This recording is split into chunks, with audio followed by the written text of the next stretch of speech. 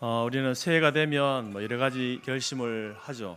결단을 하고 결심을 하고, 특별히 신앙적인 면에 있어서 여러분들이 새로운 결심을 하고 이렇게 또 신앙적인 훈련을 시작합니다. 그 중에 하나가 이제 기도도 있을 것이고, 특별히 또 말씀 묵상.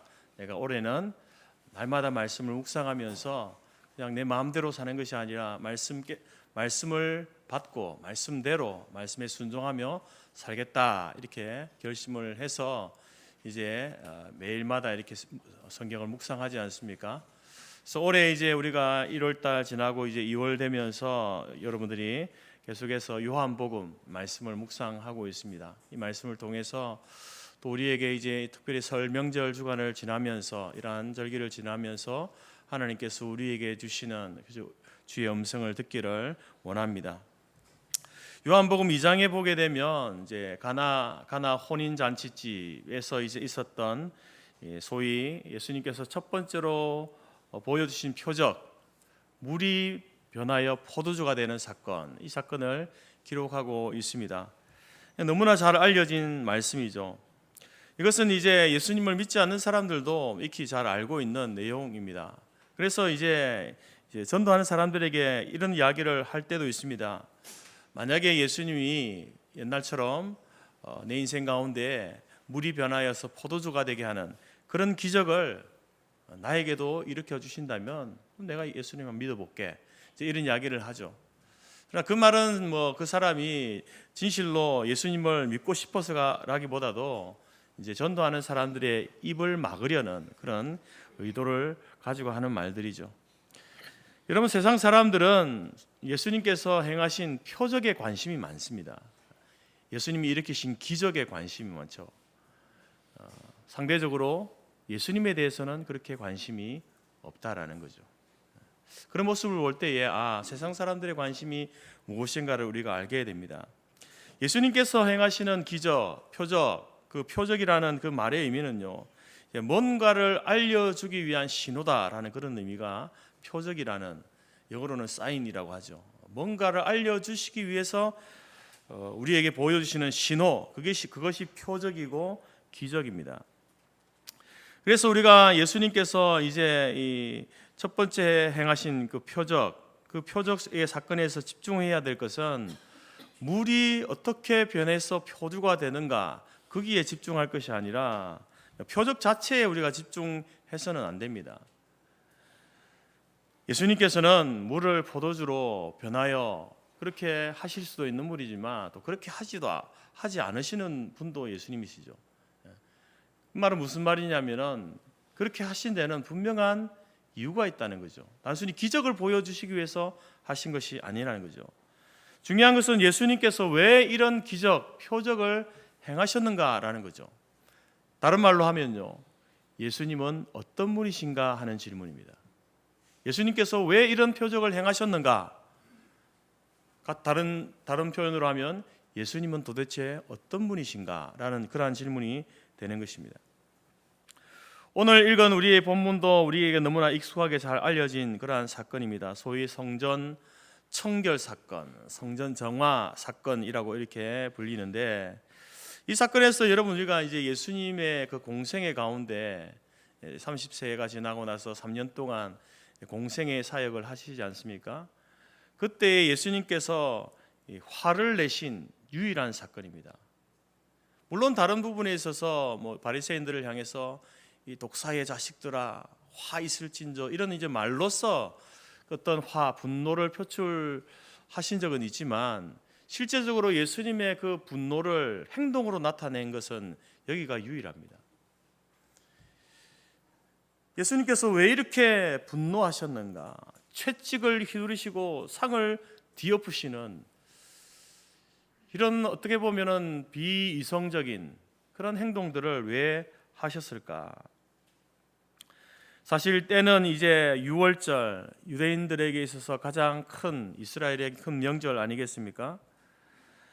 이스라엘 백성들은 그 조상 때부터 애굽의 종살이에서 있을 때에 그 모세의 인도하에 이제 애굽을 탈출하여 자유를 얻게 된 그 사건, 그날을 기념하면서 6월절을 지켜왔습니다. 이것은 우리나라 설 명절처럼 이스라엘의 유월절도 이제 이스라엘 그 예루살렘 그 지역 이스라엘에 살고 있는 사람만 아니라 해외로 타지로 각 나라로 흩어져 있던 많은 유대인들이 이 명절에 이 유월절 명절에 이제 고국으로 고향으로 돌아와서 이제 특별히 예루살렘을 방문하고 성전을 방문해서 그 가운데 제사를 드리는 것, 이것이 이제 그들에게 중요한 전통 관례였습니다. 그리고 그 제사를 드리는 데 있어서 이제 제물이 반드시 필요하지 않습니까? 제사에는 제물이 필요하죠. 그리고 또 성전에 들어가서 이제 제사를 드리는데 성전에 들어가기 위해서는요, 그냥 들어가는 게 아닙니다. 성전세를 내야 되는 거죠. 성전에 출입할 수 있는 이제 돈을 내야 출입 그 세를 내야 되는 겁니다. 이렇게 이제 이 순례자들의 편리를 위하여서 이방인 뜰에서 그 필요한 재물들을 사고 팔고 또 돈을 환전하는 일, 이러한 일들은 합법적으로 오래 전부터 이렇게 진행되어져 오던 일이었습니다. 예수님께서 사실은 이 사실을 잘 알고 계시거든요. 그런데 왜 갑자기 소와 양을 성전에서 내쫓고 돈 바꾸는 사람들의 돈을 쏟고 상을 엎으시는 이러한 무례한 행동들을 할까요? 예수님의 이러한 행동은요, 거기에 모여 있는 제사를 드리기 위해서 온 사람들이나 제사를 집례하기 위해서 모인 제사장들, 그 모든 사람들의 비난을 받기에 충분한 일이었습니다. 예수님께서는 자기가 하는 이 행동이 가져올 그 사람들이 어떤 반응을 보일지 몰랐을까요? 자기를 비난하고 자기를 멀리할 그러한 반응을 몰랐을까요? 아니면 알면서도 다른 의도를 가지고 이렇게 하셨을까요? 오늘 우리는 바로 예수님께서 행하신 이 성전 청결 사건을 통해서 우리를 책망하시는 큰 그림이 무엇인지 함께 알아갈 수 있기를 바랍니다. 예수님의 책망은 어떤 큰 그림을 가지고 있는가? 첫 번째는 예수님께서 이렇게 상을 엎으시고 채찍으로 휘두시는 그러한 행동은 인간의 욕망을 책망하시는 큰 그림이에요. 앞서 말씀드린 것처럼 6월절에 성전에서 제물을 팔고 환전하는 일, 이것은 이제 그 당시 먼 곳에서 제사를 드리기 위해서 온 사람들의 편의를 위한, 그리고 또 그들이 더욱더 제사에 집중할 수 있도록 하기 위한 그러한 배려였습니다. 그래서 오랜 관례로 정착되어져 왔고 사람들은 그곳에서 정당한 환전을 하고 제물을 구입하여서 유월절을 지켜왔습니다. 누가복음 2장에 보게 되면 예수님께서도 12살 때 부모와 함께 해마다 유월절이 되면 유월절에 예루살렘에 갔다, 이렇게 기록되어 있습니다. 예수님께서도 이제 30살이 되기 이전부터 십수년을 그렇게 예루살렘에 유월절에 예루살렘에 가서 이제 제사를 드린 거죠. 나사렛에서 자란 예수님도 어렸을 때에 아버지와 함께 예루살렘으로 왔을 때에 어떨 때는 아마 그들이 제물을 가지고 직접 가지고 이렇게 와서 제사를 드렸을 때도 있었을 겁니다. 그러나 대부분은 예루살렘에 와서 제물을 구입하여 제사를 드렸던 거죠. 왜냐하면 이제 그 당시 이스라엘 백성들이 성전에 와서 제사를 드릴 때에 그 제물은요, 순전하고 흠이 없는 제물이어야 합니다. 예루살렘에 사는 사람들은 큰 문제가 없죠. 자기 가지고 있는 그 가축 가운데 가장 순전하고 흠 없는 제물을 하나님께 드리면 되는 거예요. 근데 먼 곳에서 오는 사람은 어떻습니까? 이제 그 제물을 양을 끌고 오거나 비둘기를 가져오거나 이렇게 소를 가지고 올 것 아닙니까? 데리고 올 것 아닙니까? 데리고 오면서 이제 그 오랜 시간 동안 먼 거리를 올 때에 문제가 생기는 것이죠. 제물로 드릴 양이나 소가 상처가 나거나 다리가 부러지거나 하는 일이 있게 되는 거죠. 뿐만 아니라 또 질병에 걸리거나 특히 피부병에 걸리게 되는 일도 아마도 있었을 겁니다. 그렇게 되면서 이제 제물을 가지고 왔는데 제사장이 그것을 판단하죠. 이 제물은 흠이 있어서 제사를 드릴 수가 없습니다. 이런 이제 일들이 생기니까 제사를 드리러 온 사람도 굉장히 난처한 거예요. 그 제사장의 입장에서도 그렇지 않겠습니까?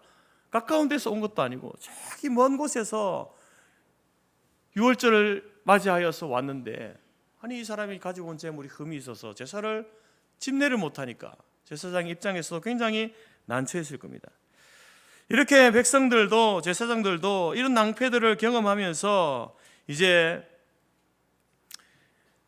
규칙을 정하기를, 먼 거리에서 이동하는 사람들은 재물을 가지고 오지 말고 예루살렘에 와서 여기서 그 재물을 구입하여서 제사를 드리는 것, 이것이 일종의 규칙처럼 그렇게 그들에게 자리를 잡게 된 겁니다. 얼마나 좋은 제도입니까? 제사를 드리는 입장에서도 너무나 좋은 거죠. 제사를 집례하는 제사장 입장에서도 너무나 좋은 겁니다. 뿐만 아니라 제사를 받으시는 하나님도 함께 기뻐할 수 있는 그러한 좋은 제도가 마련되게 된 것이죠. 그런데 이런 좋은 제도가 시간이 흐르면서 변질되기 시작합니다. 오늘 본문 속에서 예수님께서 그 변질됨을 이렇게 책망하시죠. 내 아버지 집을 장사하는 집으로 만들지 말아라. 마태복음과 누가복음에서는요, 좀 더 심하게 이야기하면 내 집은 기도하는 집인데 너희가 강도의 소굴로 만드는구나. 예수님께서는 강한 어조로 책망하십니다. 이 성전을 강도의 소굴로 만들어버리는구나, 도둑놈의 소굴로 만들어버리는구나, 이렇게 말씀하시는 거죠. 왜 그러시는가? 선한 의도로 만들어진 그 규칙이 오랜 기간 동안 모두를 기쁘게 했던 규칙이었습니다. 하지만 시간이 흐르면서 인간의 탐욕이 개입되어지고 장사하는 사람들과 또 그것을 허락해 준 종교 지도자들 사이에 이권이 개입되는 일들이 생기기 시작하는 거예요. 이 흠없는 재물을 구입해야 하는 사람들에게, 장사하는 사람들이요, 시간이 흐를수록 처음에는요, 자기들이 이제 가져오는 것보다 싸게 팔다가 가격이 비싸지는 거예요. 보통 이 당시에 이제 양 한 마리의 가격이 2데나리온에서 한 4데나리온. 데나리온은 하루 일당이니까 한 이틀이나 혹은 4일 정도에 이제 해당되는 그런 일당이죠. 10만 원으로 치면 40만 원, 20만 원, 40만 원 사이에 이제 그 양을 살 수 있는데 그 가격이 비싸지는 거예요. 또 때로는 어떤 이 장사꾼들은 흠 있는 재물을 흠없다라고 속여서 팔기도 하는 거예요. 그리고 어떤 사람은 나는 그래도 내가 내 집에서 기른 그런 양 가운데 내가 하나님 앞에 재물을 드려야 되겠다 해서 가지고 온 사람도 있을 것 아닙니까? 먼 거리지만 조심해서 이렇게 잘 이렇게 그 재물을 가지고 와서 이제 재물을 드리는 사람도 있었을 겁니다. 그러면 이제 그 재물을 제사장이 이렇게 흠이 있는지 없는지를 먼저 판단을 하게 됩니다. 그런데 그때에 이 제사장이 악한 의도를 가지고 흠이 없는 재물을 흠이 있다라고 하는 거예요. 이 당신이 가지고 온 재물은 흠이 있으니까 드릴 수 없어. 그러니까 지금 저기 이방인의 뜰에 가서 사람들이 재물을, 흠 없는 재물을 팔고 있으니까 그것을 사서 제사를 드리십시오. 이렇게 거짓으로 이야기를 하는 거죠. 그렇게 해서 자기가 아는 장사꾼을 소개시켜주고 현장에서 재물을 사도록 유도하는 이러한 일들로 생깁니다. 이렇게 하면서 장사꾼들과 제사장들이 서로의 이익을 위하여서 그렇게 탐욕을 부리는 일들이 일어나게 되는 거죠. 돈 바꾸는 일도 마찬가지였습니다. 이 당시 이스라엘은 로마 지배하에 있었습니다. 그래서 로마의 화폐를, 유대인들도 로마의 화폐를 주로 사용했습니다. 근데 이제 성전에 들어가려면 당시 20세 이상의 모든 유대인 남자들은 성전세를 내야 되는데 그 돈이 얼마냐면은 2데나리온. 이 2데나리온을 입장료를 내야만 성전에 들어갈 수 있는 거예요. 제사를 드리려면 2데나리온을 내야 되는 거죠. 그럼 그 돈을 가지고 이제 성전을 유지하고 관리하고 또 제사장을 또 생활하는 비용으로 사용하게 되는 거죠. 그런데 데나리온에, 그 당시 데나리온에 로마인들의 유통하던 돈 아닙니까? 그 돈에 보게 되면 황제의 상이 인쇄되어 있는 거예요. 또 신성 모독적인 그러한 문구가 거기에 기록되어 있습니다. 인쇄되어 있는 거예요. 그래서 그 돈을 성전세로 드릴 수가 없었던 거죠.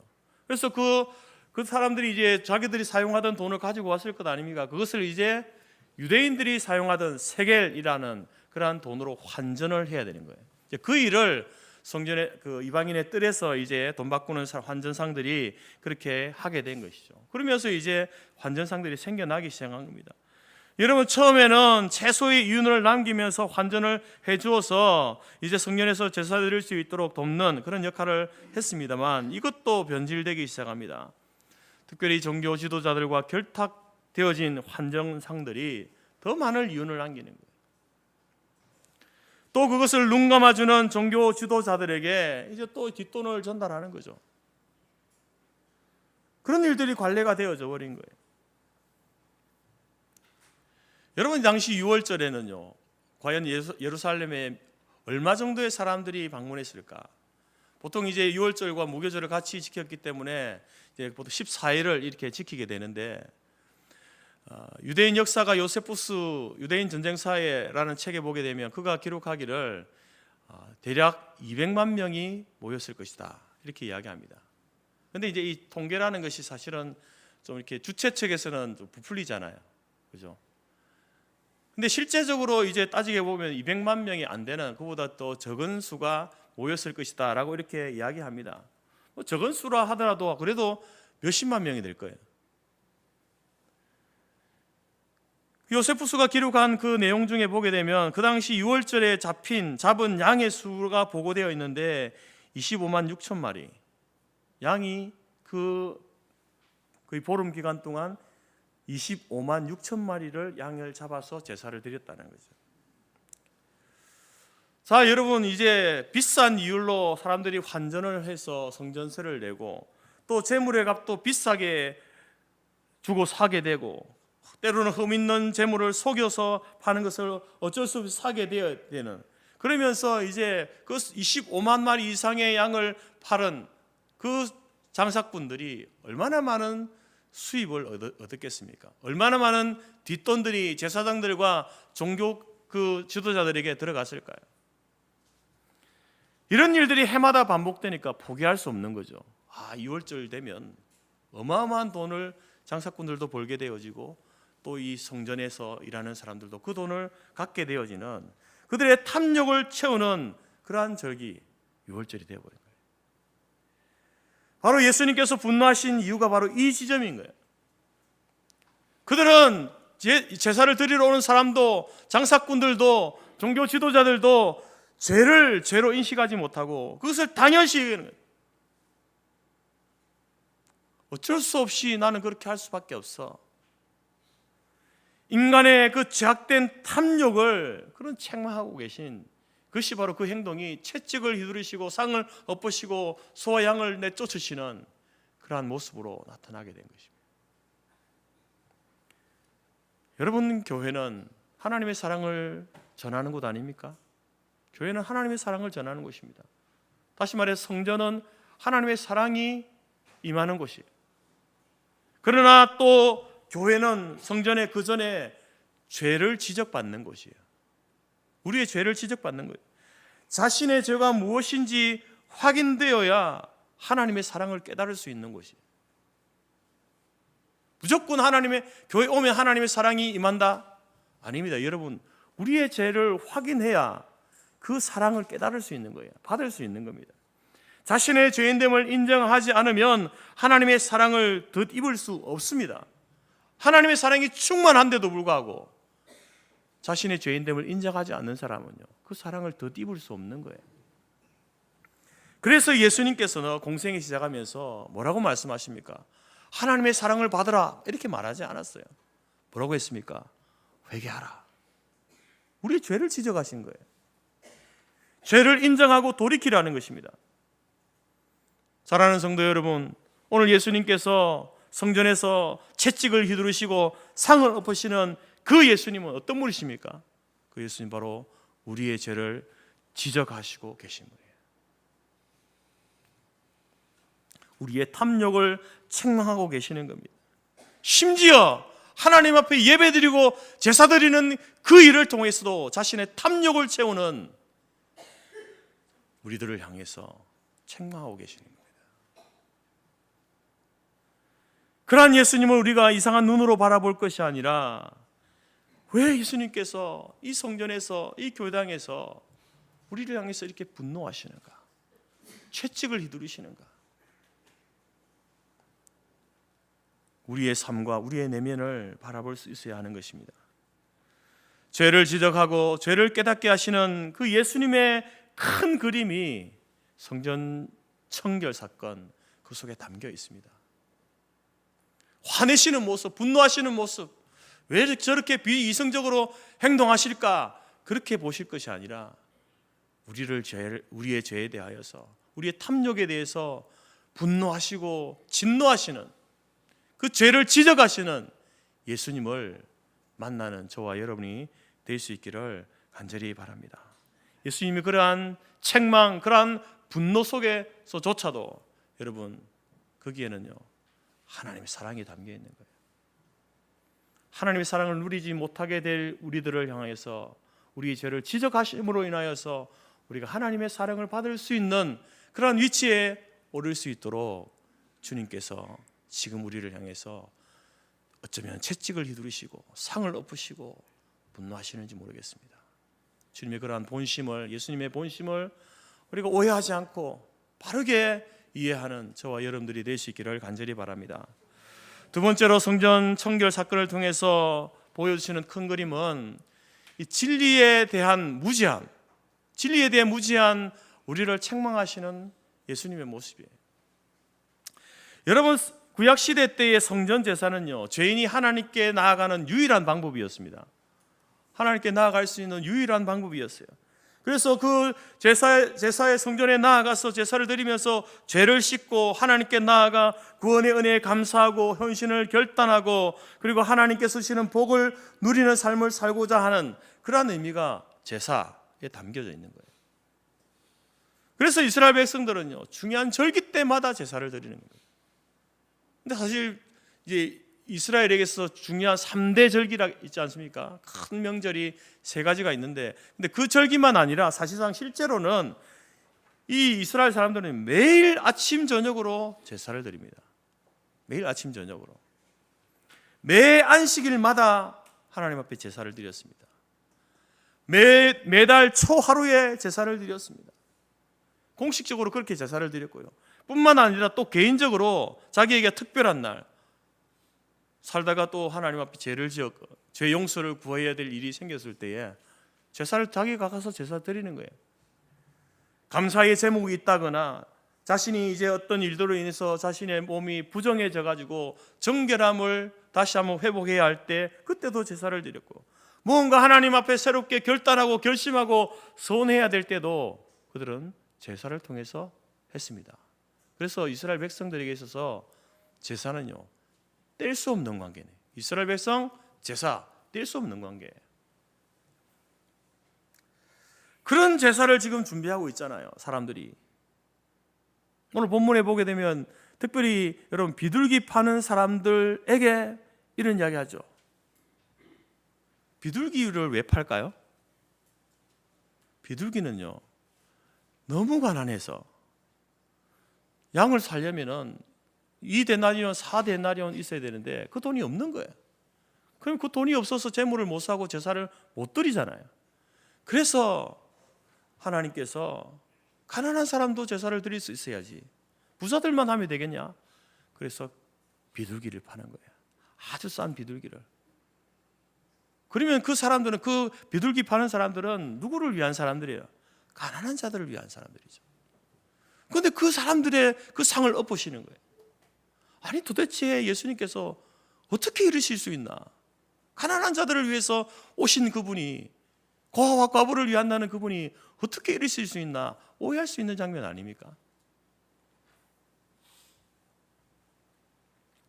그렇게 제사를 준비하고 하나님 앞에 제사를 드리고 예배를 드리려는 그런 사람들을 향해서 분노하시는 예수님의 그 모습이 이상해 보이는 거예요.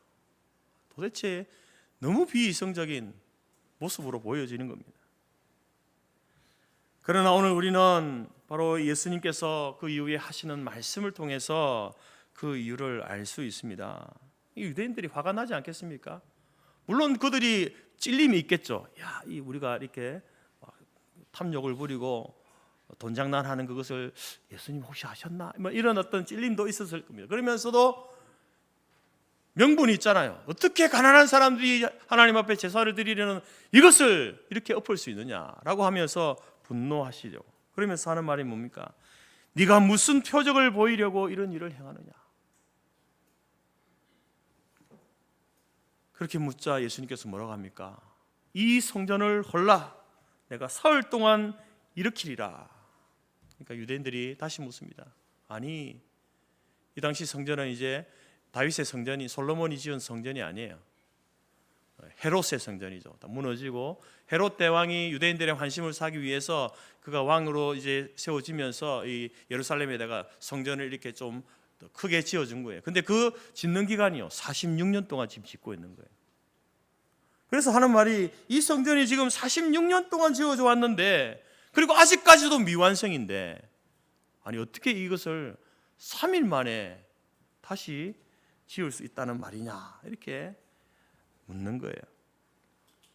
그러면서 오늘 본문에서는 유대인들은 눈에 보이는 성전을 두고 한 말이지만 예수님께서 하신 말씀은 자신의 육체를 두고 한 말씀이다라고 이렇게 이야기합니다. 여러분, 이스라엘 백성들이 하나님을 만나기 위해서는요 반드시 그들은 예배하기 위해서는 성전에 가야만 했습니다. 그래야만 하나님을 만날 수 있어, 하나님을 예배할 수 있었잖아요. 그런데 여러분, 신약 시대에 예수님께서 이제 성육신하십니다. 무슨 말입니까? 하나님이 인간의 몸을 입고 이 땅에 오신 거예요. 하나님이 오신 겁니다. 다시 말해서 구약 시대에는 하나님을 만나기 위해서 성전에 가야 되지. 왜? 거기 하나님이 임재하시니까. 근데 신약 시대에는요 하나님이 어떻게 하신 거예요? 우리에게 오신 거예요. 예수님으로 육신의 몸을 입고 이 땅에 오신 거예요. 그래서 사실은 신약의 사람들은요 하나님을 만나기 위해서는 더 이상 성전에 갈 필요가 없는 거예요. 왜 그렇습니까? 예수님이 하나님이시기 때문에. 그래서 예수님께 나아가면 되는 거예요. 하나님께 나아가기 위해서 속죄의 제사를 드리고 화목 제사를 드리고 제물을 죽여서 피를 뿌리는 제사를 더 이상 드리지 않아도 되는 시대가 온 거예요. 이미 온 거예요. 단지 속죄의 어린 양으로 오신 예수님을 영접하고 그분이 나의 죄를 대신해서 십자가에 죽으시고 부활하심을 믿고 그분에게 나아가면요 하나님께서 우리를 용납해 주시고 사랑해 주시고 복을 주신다는 겁니다. 새로운 길이 열린 거예요. 여러분, 성전 청결 사건은요 예수님의 공생에 3년 동안 이제 사역할 때 그 말기에 일어난 사건입니다. 그래서 우리가 고난주간 되면은 묵상하는 말씀 중에 하나가 성전 청결 사건 아닙니까? 그 말씀을 가지고 설교하고 또 고난주간에 이 말씀을 묵상합니다. 그러니까 예수님께서는요 공생에 시작하시면서부터 지금까지 계속해서 이렇게 말씀해 오신 거예요. 수고하고 무거운 짐진 자들아 다 내게로 오라. 죄인들아 다 내게로 오라. 성전에 갈 필요가 없다. 내게로 오면 된다. 내게로 와서 그 짐을 내려놓아라. 그러면 내가 너희를 쉬게 하리라. 너희 죄를 내가 용서해 주겠다. 너희를 받아주겠다. 예수님께서는 공생이 시작하면서 이 말씀을 계속해서 해왔는데 지금 이제 예수님의 그 십자가의 죽음을 앞두고 있는 이 순간까지 사람들은 깨닫지 못하는 거예요.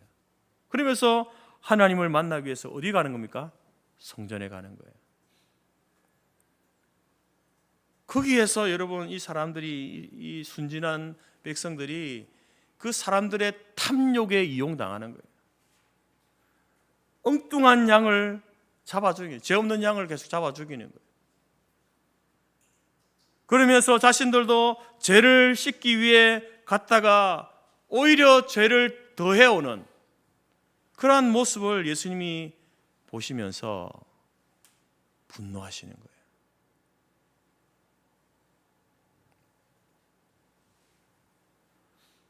사랑하는 성도 여러분, 예수님께서는 우리가 하나님께 나아가고 하나님을 만나고 하나님을 예배할 수 있는 유일한 길이 되십니다. 다른 길은 없어요. 때문에 우리가 이스라엘 백성들처럼, 구약의 그 백성들처럼 더 이상 그런 양을 잡아서 드리는 그런 제사를 드릴 이유가 없는 거예요. 예수님께서 그 구약의 제사를요 완성하신, 십자가 위에서 완성하셨기 때문에 우리는 그 예수님을 믿고 예수님께만 나아가면 하나님을 만날 수 있는 거예요. 하나님을 예배할 수 있는 거예요. 그 길을 예수님께서 열어놓으신 것이죠. 뿐만 아니라 또 다른 방식, 세상 사람들이 많이 찾고 있는 또 다른 방식으로 그들이 생각하는 절대자 하나님을 만나려는 우상 제사도 할 이유가 없는 거예요. 필요가 없는 겁니다. 여러분, 우리가 이제 설 명절을 시작하면서 이 설이나 추석이나 이 명절이 되게 되면 제사를 많이 드리지 않습니까? 특별히 유교 전통 가운데 있는 집에서는 제사를 드립니다. 근데 유교에서 이제 불교는 제쳐두고 유교에서 왜 제사를 드리느냐 물어보면 그들이 하는 말은요, 이것은 우리 부모님, 돌아가신 부모님이나 또 그 위에 선대분들에 대한 우리의 어떤 효의 연장이다, 이렇게 이야기합니다. 그러면 보십시오, 유교에서 그들이 그렇게 조상을 섬기는 이유가 효의 연장이다, 돌아가신 분들에 대한 효를 드러내는 행위다라고 하면요, 그것이 맞다고 하면 우리 그리스도인들이 하지 못할 이유가 무엇입니까? 우리 당연히 해야 되는 거 아닙니까? 여러분, 부모님, 돌아가신 부모님에 대한 그 사랑의 마음, 존경의 마음 없습니까? 사라져 버렸습니까? 그분들이 있었기 때문에, 그분들의 희생과 헌신이 있었기 때문에 우리가 존재하는 것 아닌가요? 여전히 우리는 그분들이 돌아가셨지만 우리의 마음속에는 그 마음 한켠에는 그 부모님, 할아버지, 할머니, 그 선대분들에 대한 마음들이 있잖아요. 그러면 당연히 우리도 유교에서 이야기하는 것처럼 효의 연장이라고 한다면 우리도 해야 되는 것이 마땅하다라고 생각할 수 있습니다. 그런데 여러분, 그 속을 들여다보면 그렇지 않은 거예요. 말은 그렇게 하지만 그 속을 들여다보면은 그 효를 넘어서는 일들이 있는 거예요. 그래서 유교에서 이제 제사를 드릴 때에 그들이 몇 가지 이렇게 제사를 드리는데 그들이 드리는 그 제사의 그 순서가 있어요. 처음에는 죽은 자의 영혼을 부르는 거예요. 초혼제라고 있습니다. 초혼제. 실제로 여러분, 죽은 자의 우리가 제사를 드릴 때 그러면 돌아가신 그분의 영혼이 우리 가운데 온다고 한다면요, 제사를 드릴 만한 것 아닙니까? 근데 안 옵니다. 올 수가 없어요. 두 번째는 죽은 자에게 제물을 드리죠. 제사상 차리잖아요. 홍동백서. 저도 어릴 때 제사 많이 드렸거든요.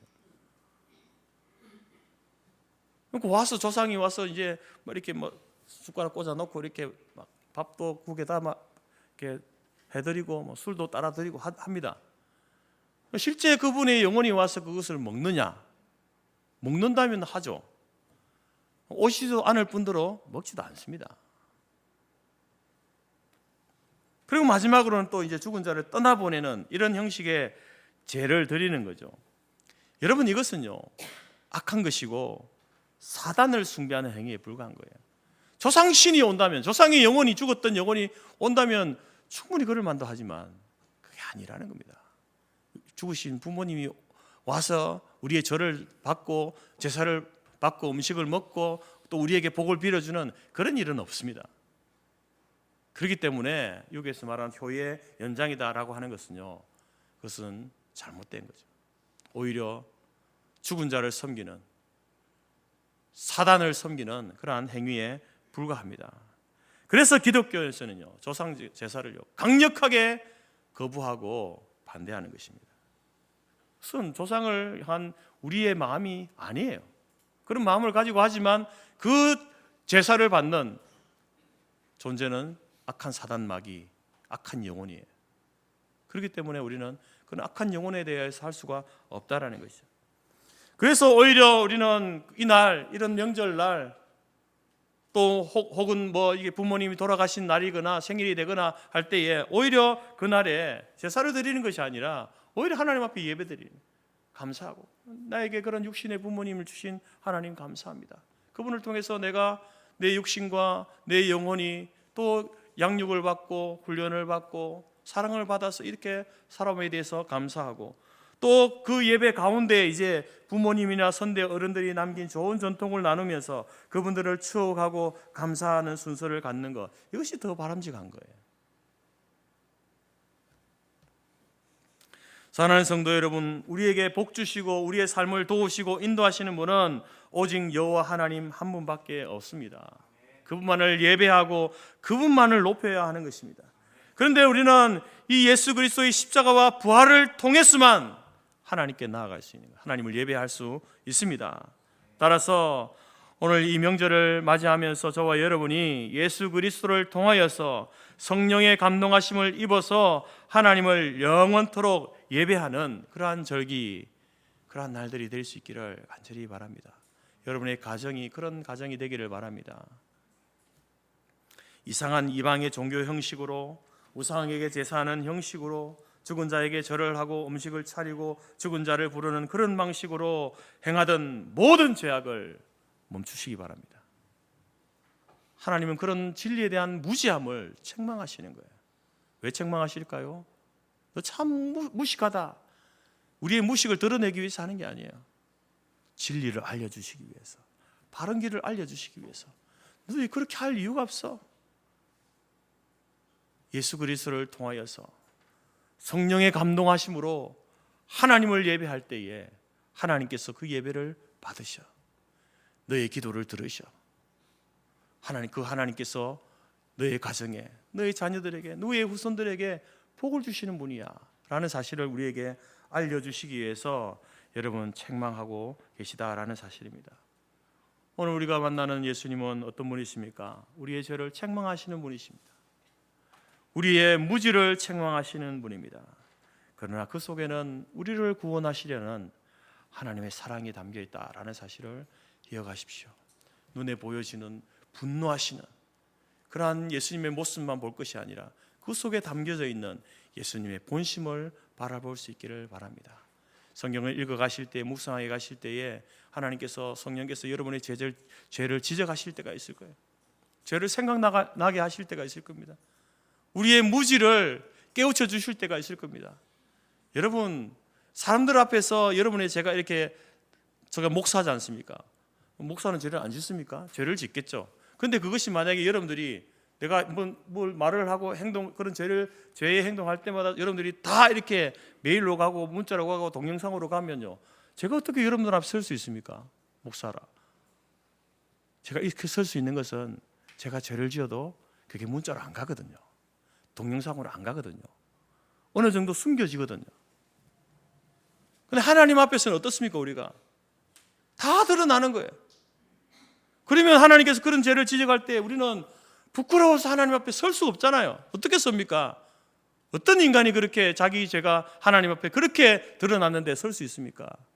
그럼에도 우리가 설 수 있는 이유가 무엇입니까? 하나님의 본심이 뭐라는 거예요? 너의 죄를 덜추어내고 너의 무지를 덜추어내서 부끄럽게 하시려는 것이 아니라 그것을 통하여서 우리를 구원하시고 사랑하시려는 그러한 하나님의 마음, 그것을 닮아 있는 것이 부모 아닙니까? 부모님들이 여러분의 실수와 잘못을 모르실까요? 여러분 어렸을 때 행했던 그러한 실수와 잘못 모르실까요? 모른 척 해주시는 거죠. 눈 감아 주시는 것 아닙니까? 그처럼 하나님께서도 우리를 기다리시는 거예요. 하나님, 내가 이런 죄를, 이런 탐욕을 하나님 앞에서, 이 예배당에서 하나님을 믿는다고 하면서 이런 탐욕을 부렸네요. 내가 하나님을 안다고 했지만 하나님, 여전히 나는 무지한 자였습니다. 인정하고 나아갈 때에 우리 주님께서는요, 품어주시는 거예요. 안아주시는 겁니다. 그래, 내가 안다. 그것을 위해서 내가 십자가에 죽었다. 그 십자가를 붙들고 나아오기만 하면 내가 받아줄게, 용서해줄게, 다시 시작할 수 있도록 해줄게. 우리 하나님께서 그렇게 우리에게 말씀하고 있는 것이 오늘의 본문입니다. 이 말씀을 통하여서 다시 한번 여러분 우리가 힘을 얻고 주님 앞에 다시 그 십자가를 붙들고 십자가와 부활의 신앙으로 여러분 하나님 앞에 나아가는 저와 여러분이 될 수 있기를 바랍니다. 여러분의 모든 가족들이, 일가 친지들이 엉뚱한 우상 앞에 절하고 죄를 범하는 그 일로 인하여서 영원한 하나님 심판의 자리에 이르는 것이 아니라 여러분들의 사랑과 복음 전도를 통하여서 구원의 자리에 이를 수 있도록 하나님의 사랑을 전달하는 그러한 절기가 이번 절기가 될 수 있기를 간절히 바랍니다. 기도하겠습니다. 하나님 감사합니다. 예수님께서는 우리를 책망하시면서도 그 속에 우리를 향하신 놀라운 사랑을 담고 우리를 책망하시는 분이심을 말씀을 통해서 보았습니다. 말로 다 할 수 없는 기다려주시고 참아주시고 용납하시는 그 하나님의 사랑을 우리로 하여금 깨닫게 하여 주옵소서. 특별히 새해를 시작하면서 하나님의 말씀을 날마다 묵상하면서 우리의 죄를 지적하시는 그 하나님을 보고 하나님, 내가 그러한 죄인입니다. 고백 가운데 나아가게 하시고 진리에 대해서 여전히 무지한 우리 자신을 바라보며 주님, 성령님, 우리에게 진리를 알려주옵소서. 기도하게 하셔서 우리를 사랑하시는 그 하나님 앞에 우리의 삶을 드리고 우리의 자신을 드리며 이 한 해를 살아갈 수 있는 우리 모두가 될 수 있도록 도와주옵소서. 헛되고 죄악된 것에 묶여있지 않게 하시고 생명 대신 예수 그리스도를 날마다 붙들고 영원한 소망 가운데 살아가는 우리 교회와 모든 성도들이 될 수 있도록 인도하여 주옵소서. 또한 설명절 지나고 우리 선교 탐방팀이 태국으로 가게 됩니다. 그 모든 여정 가운데도 함께 해주시고 그들이 보고 듣고 만나는 모든 사람들을 바라보면서 강력하게 주의 복음을, 하나님의 사랑을 전파하고 증거하는 귀한 시간들이 될 수 있도록 저들을 사용하여 주옵소서. 예수님의 이름으로 기도드립니다. 아멘.